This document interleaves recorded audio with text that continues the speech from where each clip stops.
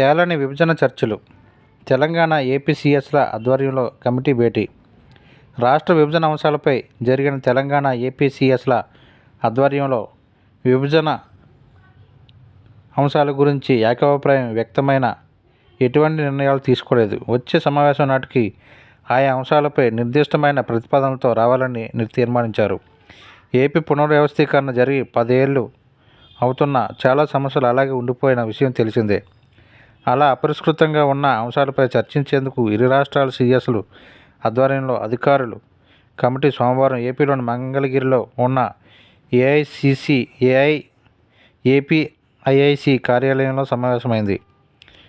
సుమారు 15 అంశాలపై చర్చించిన సుమారు 2 గంటల పాటు జరిగిన కమిటీ భేటీలో ఇరు రాష్ట్రాల మధ్య పెండింగ్లో ఉన్న 15 అంశాలపై సుదీర్ఘంగా చర్చించినట్లు చర్చలో పాల్గొన్న తెలంగాణ ఉన్నతాధికారి ఒకరు తెలిపారు. విభజన జరిగి 10 ఏళ్లు పూర్తయినందున త్వరలో సమస్యలను పరిష్కరించుకోవాలని ఇరు రాష్ట్రాల సీఎస్లే అభిప్రాయపడ్డారని తెలిపారు.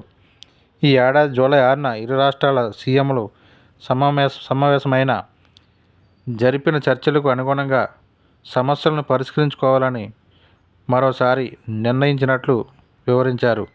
ఈ మేరకు వచ్చే సమావేశానికి ఈరోజు చర్చించిన అంశాలపై నిర్దిష్ట ప్రతిపాదనలతో రావాలని తీర్మానించినట్లు తెలిపారు. ఇందుకోసం ఆయా శాఖల అధికారులు ముందుగా సమావేశమై చర్చించుకోవాలని, పరిష్కారానికి అవసరమైన వివరాలు సేకరించాలని నిర్ణయించినట్లు వెల్లడించారు. త్వరలో కమిటీ మరోసారి సమావేశం కావాలని నిర్ణయించినట్లు తెలిపారు. రెండు రాష్ట్రాల మధ్య విద్యుత్ కొనుగోళ్లు, విక్రయాల అంశాల్లో నెలకొన్న వివాదాన్ని మంత్రుల కమిటీకి వదిలేయాలని సీఎస్ల కమిటీ నిర్ణయించినట్లు తెలిసింది. అలాగే 861 కోట్లు లేబర్ సెస్ నిధులను పంపిణీ చేసుకోవాలని, ఉద్యోగుల పరస్పర బదిలీలపై విస్తృతంగా చర్చించాలని ఏకాభిప్రాయానికి వచ్చినట్లు సమాచారం. ఈ అంశాలపై సీఎంలకు నివేదించిన తర్వాత తుది నిర్ణయానికి వచ్చే అంశం ఉంది.